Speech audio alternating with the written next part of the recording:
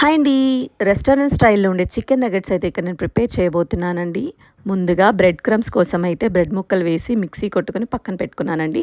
ఆ తర్వాత ఇంకొక మిక్సీ జార్‌లో ఒక 4, 5 బ్రెడ్ ముక్కలు, బోన్‌లెస్ చికెన్, ఉప్పు, కారం, ధనియాల పొడి, జీలకర్ర పొడి, గరం మసాలా పౌడర్, కొత్తిమీర, ఉల్లిపాయలు, పెప్పర్, అలాగే అల్లం వెల్లుల్లి పేస్ట్ ఇవన్నీ వేసి బాగా మెత్తగా రుబ్బుకొని పక్కన పెట్టుకోవాలి. తర్వాత కోట్ చేయడానికైతే ఇక్కడ ఎగ్ని కొట్టేసుకొని ఉప్పు, పెప్పర్ పౌడర్, అలాగే కారం వేసి బాగా చిలక కొట్టుకొని పక్కన పెట్టుకోవాలి. ఈ మిశ్రమం ఉంది కదా, దాన్ని చికెన్ నగ్గెట్స్ లాగా తయారు చేసి మీకు నచ్చిన షేప్లో తయారు చేసుకొని ఆ ఎగ్ మిశ్రమంలో కాసేపు డిప్ చేసి తర్వాత బ్రెడ్ క్రమ్స్లో కోట్ చేస్తే డీప్ ఫ్రై చేసి పక్కన పెట్టుకుంటే మనకు కావలసిన చికెన్ నగెట్స్ అయితే తయారైపోతాయి. చూడండి ఇక్కడ ఎంత బాగా కనిపిస్తున్నాయో.